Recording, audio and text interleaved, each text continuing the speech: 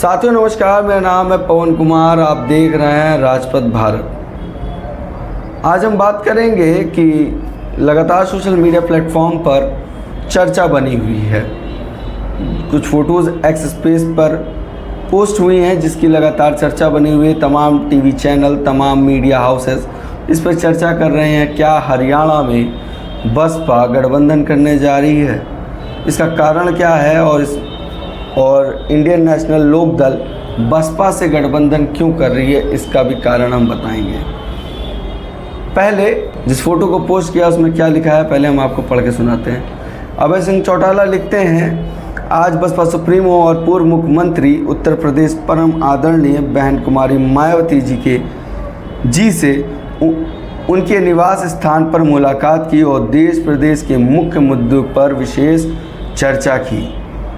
ये बात अभय सिंह चौटाला ने कही और इस पर कुछ फ़ोटो पोस्ट की जो आपको हमारी स्क्रीन पे दिख रही हैं। मगर इस फ़ोटो में साफ साफ बसपा सुप्रीमो के साथ आकाश आनंद भी मौजूद हैं। कहीं ना कहीं बसपा सुप्रीमो ने हर मामले में आकाश आनंद को अपने साथ अब रखना शुरू कर दिया है। कोई भी मुद्दा हो, चाहे राजनीतिक हो या सामाजिक हो, उस पर आकाश आनंद को अपने साथ ले जा रही हैं। हाल ही में जो तमिलनाडु में मामला हुआ तो कल बसपा सुप्रीमो वहां पहुंची तो आकाश आनंद उनके साथ थे। उससे पहले आकाश आनंद के साथ ये फ़ोटो एक दिन पहले ट्वीट हुई थी जिसमें अभय सिंह चौटाला की जो टीम थी, जो इंडियन नेशनल लोक दल पार्टी के महासचिव हैं, आकाश आनंद भी मौजूद थे इस पोस्ट में, और आनंद कुमार जी भी थे जो नेशनल वाइस प्रेसिडेंट हैं इस पार्टी के।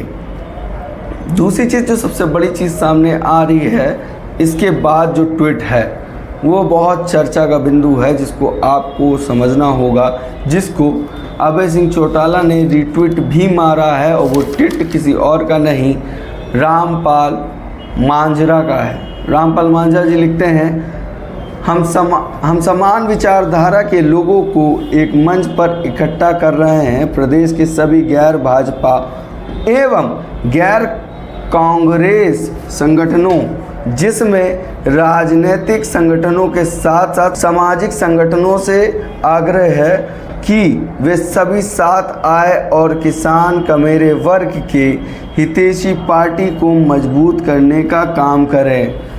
ये बात में, इन बातों में साफ साफ ये समझ में आ रहा है कहीं ना कहीं ये तीसरा मोर्चा तो नहीं तैयार हो रहा, क्योंकि जो दो पार्टियों के नाम लिए हैं, आज सरकार में वो हैं और विपक्ष में वो हैं, जो दोनों ही गठबंधन के साथ हैं। एक एनडीए है और एक इंडिया अलायंस है।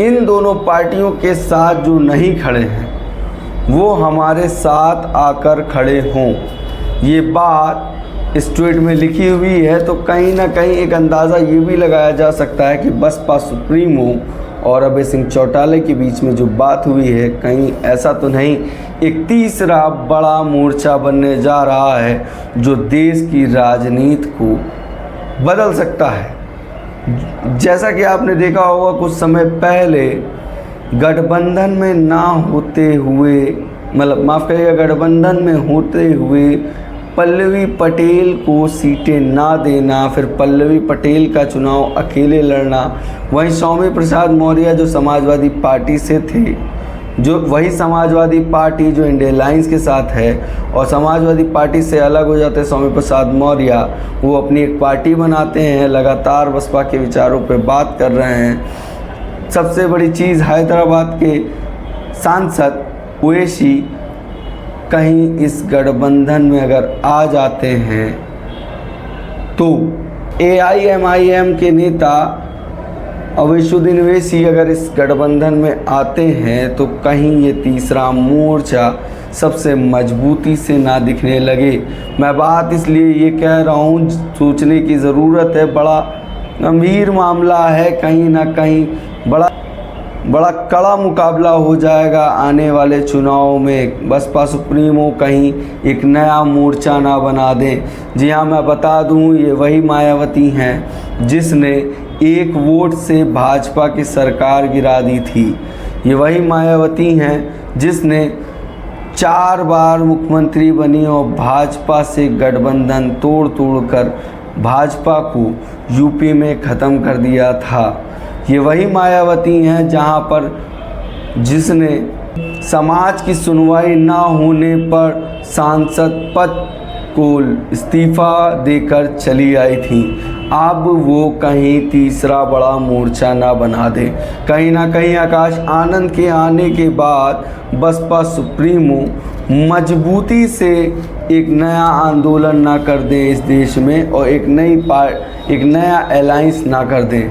मैं बात कर लूँ हरियाणा की, तो हरियाणा में बसपा का 2019 में 4.2 वोट परसेंट था और वहीं 2014 में 4.4% वोट था। कहीं ना कहीं इनका वोट वहाँ पे स्टे रहा है। और सबसे बड़ी बात जो अभय सिंह चौटाला नोटिस कर रहे हैं कि जब लोकसभा 2019 के चुनाव हुए थे, बसपा ने 38 विधानसभाएं जीती थीं। मतलब लोकसभा के चुनाव में 38 विधानसभा पे बसपा आगे थी। ये वो मुद्दे हैं, ये वो बातें हैं जो लगातार चर्चा के कारण अभय सिंह चौटाला और उनकी पार्टी इंडियन नेशनल लोक दल आज बसपा सुप्रीमो से जो मिलकर 11 तारीख को प्रेस कॉन्फ्रेंस करेंगे और उसमें क्लियर करेंगे। शायद सिर्फ कहना बाकी रह गया है। ये गठबंधन हो चुका है और तीसरे मोर्चे की शुरुआत हो चुकी है, बिगुल फूंक चुका है। क्योंकि जिस तरह से तमिलनाडु में बसपा सुप्रीमो ने सीबीआई जांच की मांग की, उसी के बाद कल लखनऊ में उसके बाद पल्लवी पटेल ने भाजपा के सामने एक नया बिगुल फूका है। उन्होंने कहा है कि सोनेलाल पटेल के साथ जो हुआ वो माफ़ करिएगा, सोनेलाल पटेल जी के साथ जो हुआ वो मृत्यु नहीं हत्या थी। उसकी भी सीबीआई जांच होनी चाहिए और उनकी माता को मतलब पार्टी की राष्ट्रीय अध्यक्षा कृष्णा पटेल को जेड सिक्योरिटी दी जाए।